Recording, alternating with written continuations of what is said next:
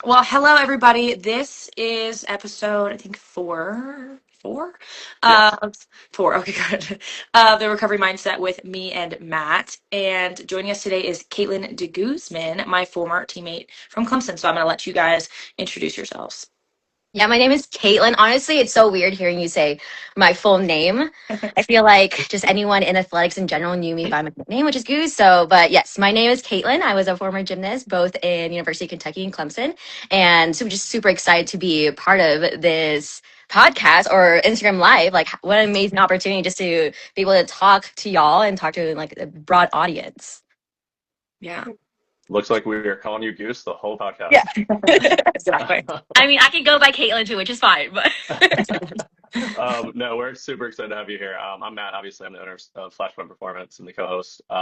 Today, we're talking about something that every athlete fears and is both, well, all of us know really well on different levels, injury, and not just the physical side, but also the mentally emotional side. Kellen, do you want to add anything to that before we kick it off?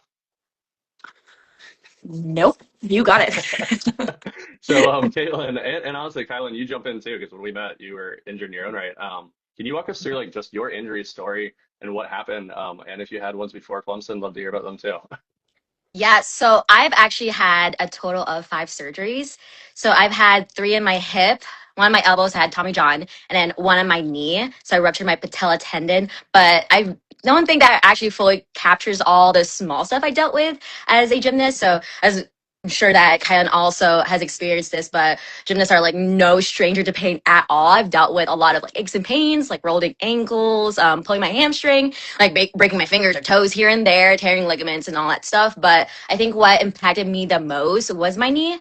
I had ruptured it during my junior year of college in the middle of a competition season. So it was a crazy time. And what had sucked was it was during an exhibition on floor. So I wasn't even competing. It wasn't for a score at all. It was just for fun, right? And it was on my first tumbling pass. And I remember going for the tumbling pass. It was a round off 1.5 front full. So a series of twists and flips. And whenever I had punch, I felt that pop. I remember thinking at the time, oh my goodness, is this what the doctors say whenever, oh, did you hear a pop?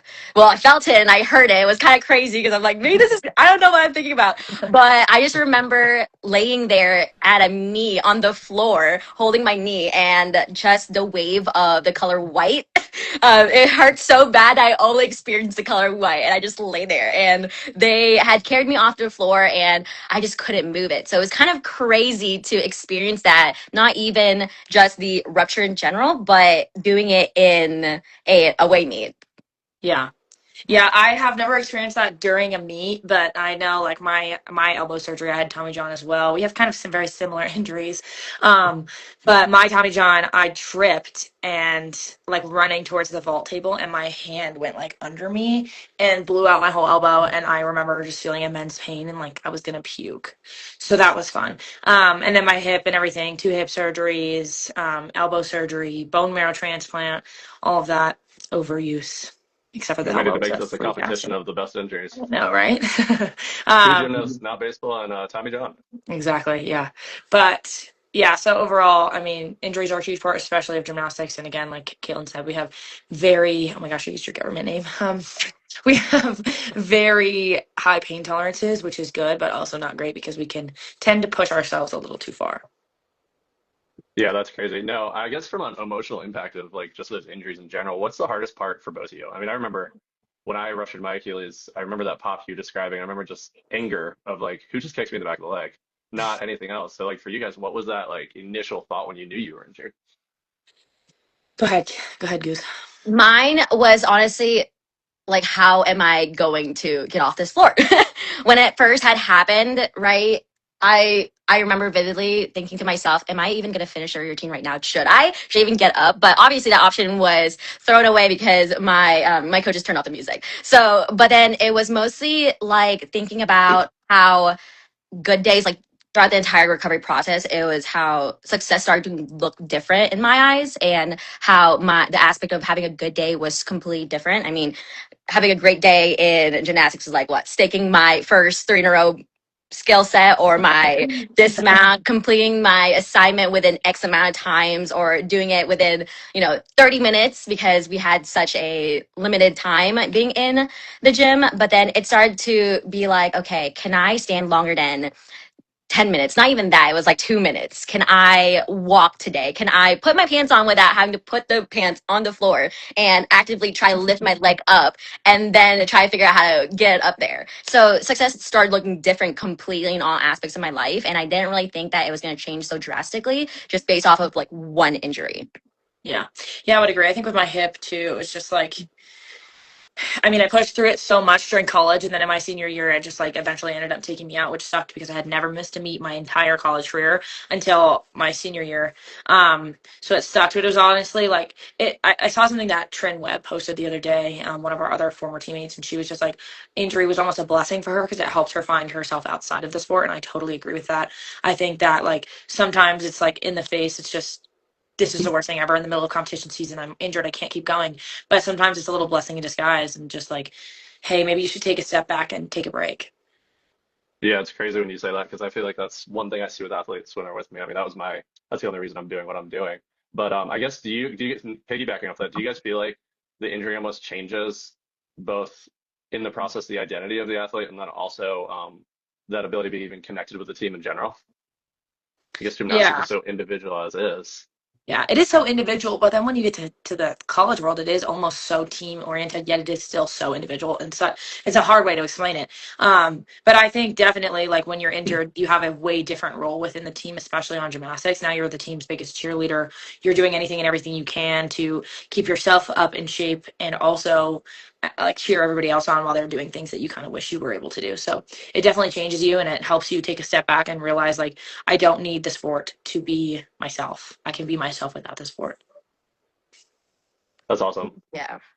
Especially going with like the identity portion of it. I mean, I do believe that injuries itself can absolutely just change the way you see who you are. I mean, it is a major part of your identity for so long, especially for like as a gymnast, you start like out of the womb basically. I remember whenever people ask you, oh, how old were you when you start? You have to be put in gymnastics class at like a young age, like maybe 3 years old, maybe even younger than that. So Well, going from like that entire process, and I don't really think a lot of people understand just the sacrifice you make as a gymnast as well. Like you just see the 30-second clip of you running down a vault runway and flipping or doing a minute and 30-second floor routine, or I don't know how long a bar routine is, but you only see these bits and pieces, but then you don't actually see the actual hours that is put into gymnastics. And I mean, I remember just being afraid to even have like 2 days in a row off because that can throw off like an entire week and I won't feel myself. So even like in summers when we would go to vacations, we would have to find a gym for me to even do basics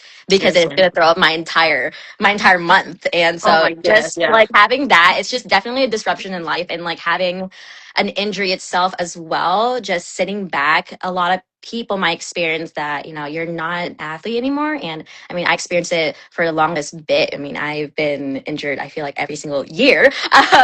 And I got introduced a lot to friends and people. And I mean, once people know you're a gymnast, they're like, oh, yeah, she's a gymnast. Like, it is definitely an identity thing. It's interwoven to who we are. And so just trying to separate your identity from the sport is so hard, but once you, I guess, injure yourself, you are forced to do that. Yeah. Yeah, seriously, especially with the vacation thing. Like anytime we went anywhere, my mom was like finding gyms for me, or I was like, we were planning in an hour workout during our little family itinerary vacation. Like crazy stuff. It's like, it really does like consume you. And it's hard to explain, but yeah. And Bree was put in gymnastics at 11. So she's just What? insane. Yeah. Uh, She's like, we have to be put it at 3. And I'm like, yeah, Bree is like one of the most like the one Right. of the best college gymnasts so like so far to the wow. date, and she was put in at 11. What a That's rarity no, too, just to see like people Yeah. who are put into gymnastics at Yeah. old age. And luckily she had such little injuries her entire career. Like, Maybe that should be a study. yeah, the later Don't you put go your into kids at 3 years gymnastics. old. that'll be the add-on to recovery mindset as a study on that. There you go. Um, I guess so for you guys though, like I mean, I think of other sports that each have that same identity that you guys are talking about, but I mean, I biasly always thought football was that way until I met my wife, and then getting to know a little more of Kylan's story, and clearly gymnastics squashes the commitment that goes into it. But like, when you guys had that taken away in that identity, did you guys almost feel like, I guess, Kaitlin, you almost sound like you felt free, but I'm gonna call you Goose instead of Kayla. You sound like you had a little bit of an identity crisis with it. Is that true? Or, I mean, I guess for me, I know when I left, when I had injuries, I had no idea what the hell I was doing. I was not a good student, so it forced me to change the focus into getting to where I am now. But even after I really left it, I still probably didn't really know who I was probably till maybe grad school. So I guess for you guys sound like you're a step ahead of that. Go ahead, Goose. Yeah, I feel like athletics in general was just like not a hobby for me. It was more like a job and a job I need to do well. So it shaped my confidence and discipline and probably even the way I measured my worth. And so it was more like not even, honestly, it is an identity thing, but I was just so afraid to disappoint my parents, anyone around me, because that's what they truly, it sounded like truly cared about whenever I did well, right? I have all these accolades and medals and trophies and all the things, and I see it every single day. And then having that taken away from me, I truly didn't know what to do because I'm like, okay, what do I do now? So it's like, do I compensate and start going hard for school, which I did. I started trying harder in school and getting more and more accolades on that, but it was just definitely something that was part of my identity, which it sucks to say. Yeah. Yeah, no, I think it was definitely part of my identity too.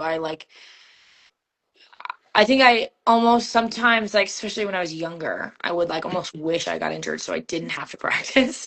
Um, but like as I got older, it's like 2 days injured, yay, you don't have to do anything. But like, oh my gosh, you're so bored, and now everybody's like getting ahead of you. And that was like my thing is I didn't want anyone to be ahead of me.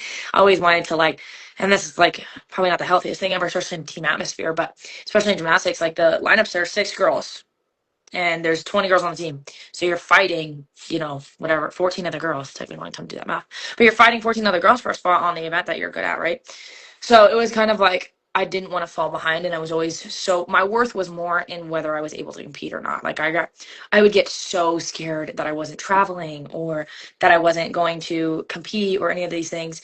And that like never happened unless I was injured. Obviously I didn't compete, but my worth was more into like, okay, what can I show for if I'm injured? Like, what else can I do to make sure that they know that I'm committed and I'm in this team still and like I'm not just taking an easy way out? Yeah, Yeah. it's crazy when you wrap up like just how much identity is tied into sports. I mean, I know there's a lot of studies that say that almost all athletes deal with something after the fact, just not knowing who they were or what to do or different things, and they manifest in different things. But I guess when you guys were coming back, did you guys actually feel like the pressure, like you weren't going to perform almost, Um, the or did it make pressure, you tune in more? like, coming back from injury, like it made me work harder. Yeah. Cause I had to work again back for that spot. But it also like, especially when I was a senior, like I had to stop doing certain numbers. Like I was capped at 3, whether I did it well or not. Like if I fell on every single one, like I can't do anymore because at the time we didn't really know, but like my labrum was torn off the bone. And so I think that's how that works, but it was torn anyways.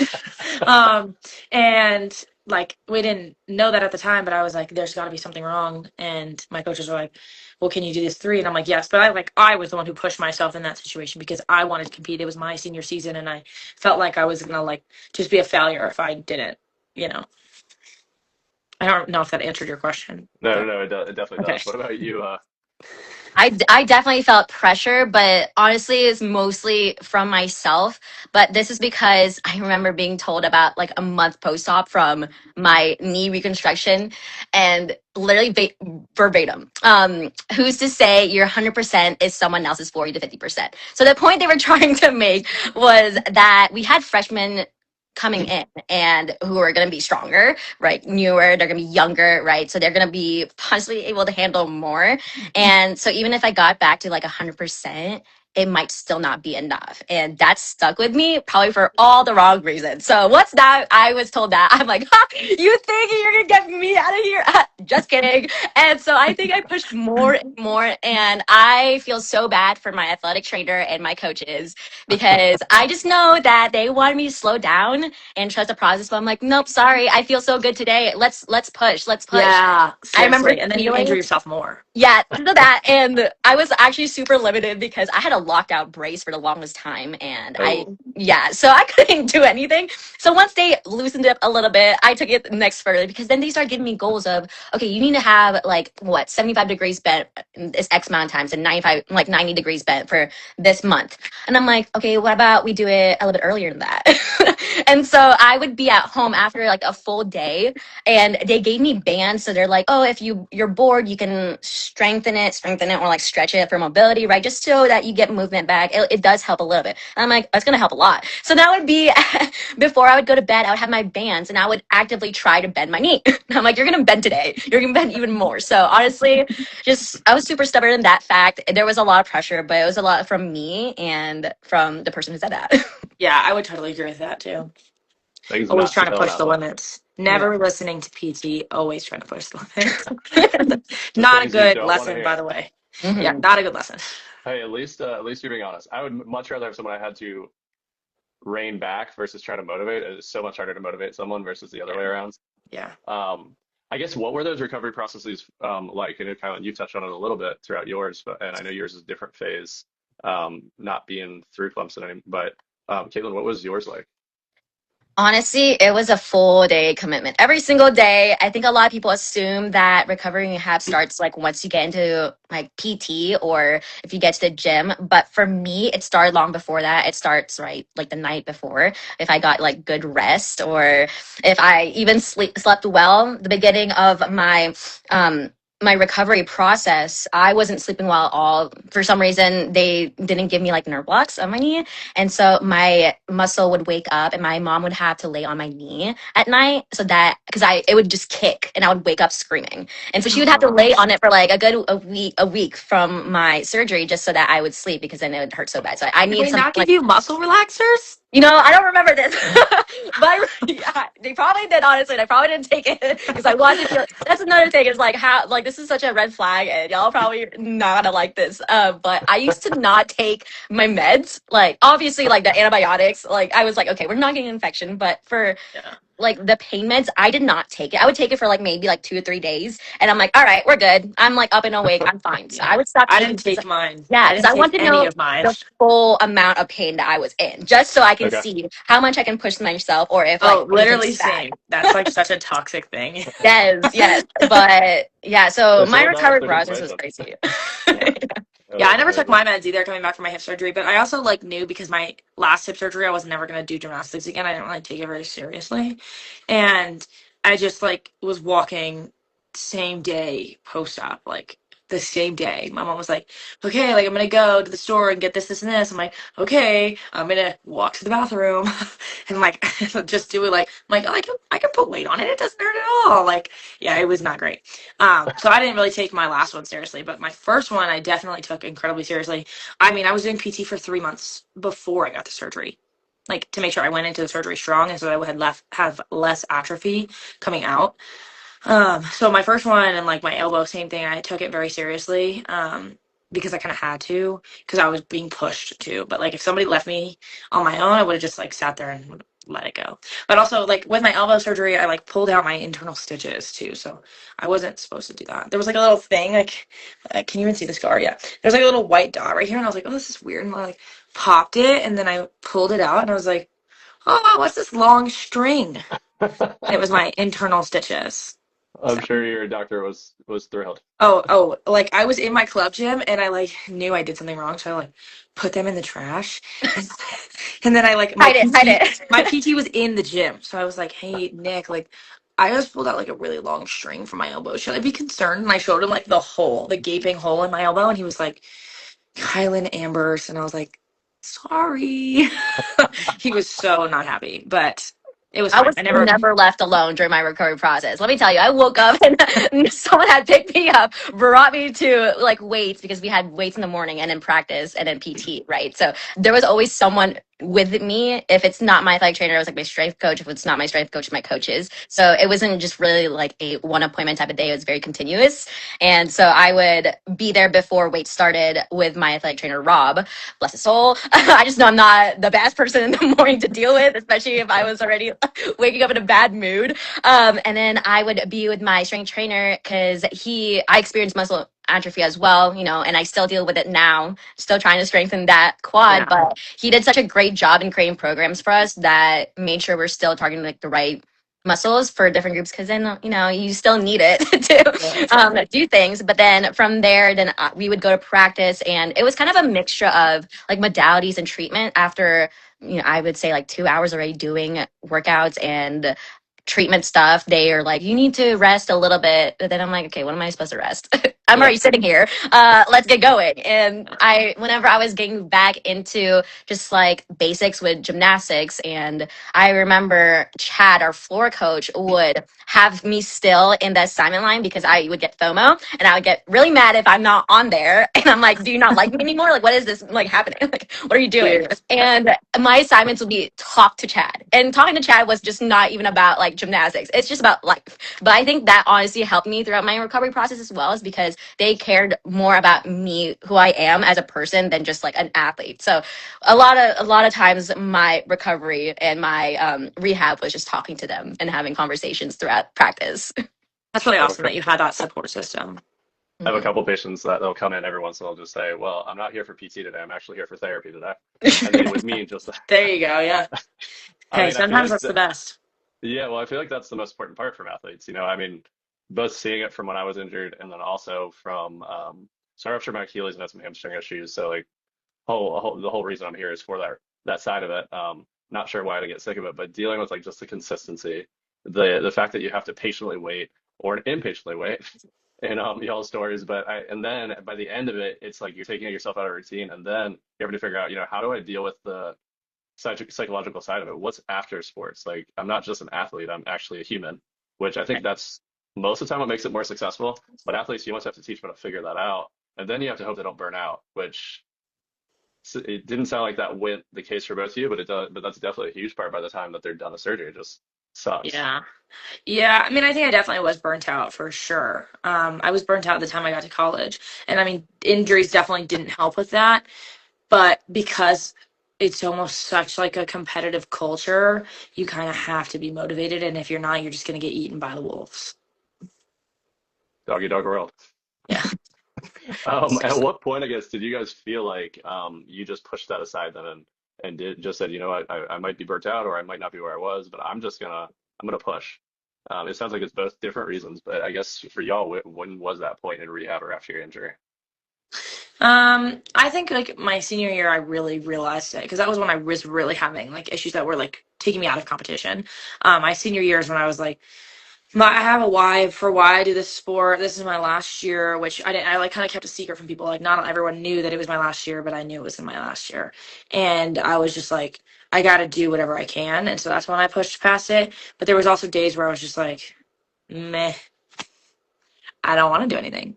But it was really helpful that I had coaches that were supportive of me in that time frame and were like allowing me to only do a certain number of skills and not like pushing me towards um, more skills, I guess, more numbers. So that helps to know that I had the option to either continue or to stop if like my pain was too bad or that kind of stuff. That was helpful, but overall, I knew I had a why for the sport and I knew that I needed to make the most of my last year.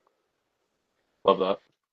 Mine was definitely, I mean, it was the end of my junior season when it happened, or like the middle part of it to postseason. So it was fairly like nearing our end of the season, and we were already ramping down in general. But what sucked, and honestly, it's like a blessing in disguise as well. But two other girls had knee surgery at the same time as me, or one of them was a month and a like couple weeks before me, and then the other one was a week before me. So she had tore her knee the week when we were supposed to actually leave for a meet, and then I tore mine when I was at a meet. And it sucks to say that we were on the same boat, but it was more like motivational to have someone there who actually knows what you're going through. So one of them, her name is Bailey Bunn, and she is one of my closest friends. And throughout the entire process, it was never like, you would think that's more like you push each other because you're competing with each other, especially in sport like gymnastics. You always want to be on top of everyone and just just win. But with her, it was more like we got each other's back. So if I was having a bad day, she'd be there to support me and just basically say, you know, like it sucks right now, but just think about whenever you get to salute again. Just think about when you get to compete, not just for yourself, but for also your team, your school, your, you know, like everyone around you. Just being able to do that once more. And then same thing when she was having a bad day, it was kind of more like that. So having just that support system in general built in already just made a lot of things easier. And it just made you realize just how important it is to find a team that cares deeply about you and about your just your overall self. Absolutely. Yeah, I love that. It's more the identity of the sport. It's not just about competing in it. It's the relationship you take away from it. Mhm. I guess did it make it hard returning back to y'all sports, or when you guys did, or I mean, I know Kylan, your last one may not have been able to be that way, but hey, I did see you post something that you were doing some moves a couple months ago. Oh yeah, back tuck. Yeah. When I went to Clemson in January, I was like, I wonder if I could still flip. But I mean, yeah, the injury definitely. I mean, my first injury was so silly. Like the doctor was like, "Oh, she'll never do gymnastics again. You know, tearing your labrum is a life-altering injury." And I was like, "I'm in eighth grade, bro. Like I can heal quick. I'm fine." And he was like super negative. So I think that was like a big part too. Is like having like a team that was was prepared to help you through whatever you're gonna like the recovery, the PT, whatever the hard stuff. That was really big. But yeah, my For last sure. one was yeah, my last one I was just done. I'm like, yay, no PT. Think at a young age, honestly, it was so easy to come back. And I know you mentioned that Trin Webb said how it was like more like a relief once like you injure yourself. And when I was really young, yes, I used to pray that I got injured because I was too scared to quit. A lot of people just did Yeah. not let me quit at all. And that's just like not a thought that was supposed to be had. And so I used to be like, oh, I wish I would have a career-ending injury right now, so then I had a reason to Oh quit my because gosh. I didn't have like I couldn't do it myself. I'm like, I can't do this. But maybe if something happened, maybe I could stop. But obviously, that proved That's the not to be toxic the culture point. of gymnastics for you right Yeah. there. That's So whenever ridiculous. I would get injured, I'd be like, oh my goodness, like this is so great. I get to breathe, but quitting just like wasn't even a thought even whenever I was injured. They would just give me like a conditioning book and they're like, just get stronger. I'm like, you're right, just get stronger. And it was more like a playtime for me at that point because then I get to do the easiest stuff. It wasn't actually easier. I had harder conditioning as an injured person. They made sure they put everything on you. They're like, okay, did you do this conditioning book or this conditioning book? We had like it's like an encyclopedia of a Mhm. conditioning list. Right arm's injured, do Yeah. this. So Left you do the arm, other yeah. arm. Yeah. They're like, Yeah. oh, you're a righty. Okay. So then you can be a lefty now and do the other leg. So, I mean, as a young athlete, I was just very happy whenever I would get injured and the coaches didn't really pay attention to me. I was like, okay, this is great. But then it was also easier for me to get back. So it was never really a thought of me like is it going to be hard or not. I was like, all right, I'm super strong.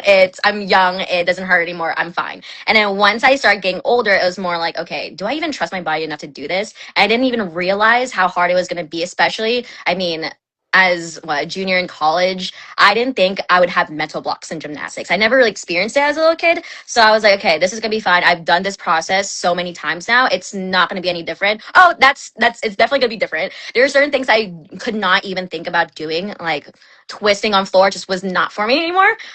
Just Huh. the idea of it gave me anxiety. I wanted to like throw up every single time I thought about it. It's like having twisties, like you don't even know how you're gonna go. I was experiencing that. Not even I wasn't even standing on like a tumble track or a floor yet. Like thinking about to do it is whenever it started happening. So we just Right. called it quits on that event. Yeah. Um, It's yeah, I crazy. agree. And I think especially a lot that you just said, like the toxic culture of gymnastics is like it's so competitive. It's so like no breaks. Like my coaches in club made me do back handsprings with a cast on my foot. Like I was tumbling with a cast on my foot. Yeah, swing So your leg, you're fine. yeah, Swing like your you're leg and fine. send the other leg. It can't even move. It's in a cast. It's fine. Like That's so it's wild. just I know. And I think all sports are like this, especially but just with gymnastics and the injury culture and the toxicity of like getting injured and the competitiveness, it's just there's so much to it. That's the thing though, like having a cast was like a blessing in disguise too, because you can't take it off. And so the Yeah. coaches won't let you take it. Like you can't take it Yeah. off. It's not if you had a brace or like take that off, you're fine. Or Yeah. it's Yeah. frowned upon to have like an ace bandage on your foot. They're like, what is that? That's like a Yeah. band-aid. Like take that Yeah. off. Yeah. Not doing anything. Yeah. So Oh, that's funny. Yeah, no, it's funny because it sounds like I would have originally asked what it taught you when you guys were coming back, but it sounds like it more so gave you guys breaks in some way, at least Yeah, when you were younger. Hmm. yeah, it definitely gave us breaks, that's for sure. Um, when we were older, it was more of a okay, sit around and wait, basically. Yeah, that's I think the hardest part. I guess so. I guess if you do have athletes that you guys are just thinking of in general, like what would you tell them when they're older or when it isn't as much of a break? Like what advice would you give them on coming back from that injury, whether it's because they're burnt out or whether it's because they're just afraid to move? I always tell people to do your PT. Now, I I love did that. not follow my own advice on my last surgery, but I did some stuff. I just didn't physically go to PT. But besides the point, I always tell people to do your PT because it's so important to keep your muscles strong, especially around the injury and just like your other leg or whatever you have injured. So I always tell people that. But I also say, like, and now that I have the wisdom, like, take the time to learn about yourself because it could be a blessing in disguise. And even if it feels like it's the end of the world, it's not. You'll be back in a year and a half, whatever it is. Like, even like our teammate Trin, who tore her Achilles, and then tore it again, basically like two huge injuries. Um, she It still came sucks. back for her senior year and was able to at least compete one event. And so, like, it really isn't the end of the world, even though it might feel incredibly debilitating. But just trust yourself, trust your team, trust your PT, like, trust everyone around you that they all have their best interest in mind. Putting that on an Instagram ad. There you go.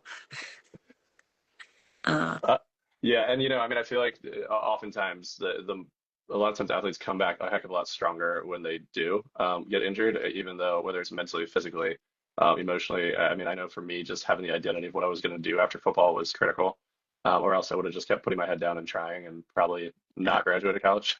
yeah. I Um, think too, like, even when you were in sports, it was so like growing up when we're in sports, and I think life's a lot different now in good and bad ways for kids growing up in sports. But like when you were in sports, it was like go, like you're being pushed to full limits, like you have no time to rest. Like it was like, oh, if you're injured, you're weak, or if you have mental health, you're weak. Like all these things I think when you were in sports, and it was even a little bit when we were in sports, and now the world is changing in good and bad ways for that. And so it's going to be so interesting to see how this next generation kind of takes on sports and how sports just change over the years. 100%. Yeah. I think that is all we've got. Awesome. Well, that was good. Exciting. All right. Well, I want to thank everybody for joining. Goose, thank you so much for coming on and giving us your point of view and your wisdom. Um, yeah. And Matt, thanks again, as always. And we will see you guys in 2 weeks. All right. Yes, can't wait. Bye, everybody.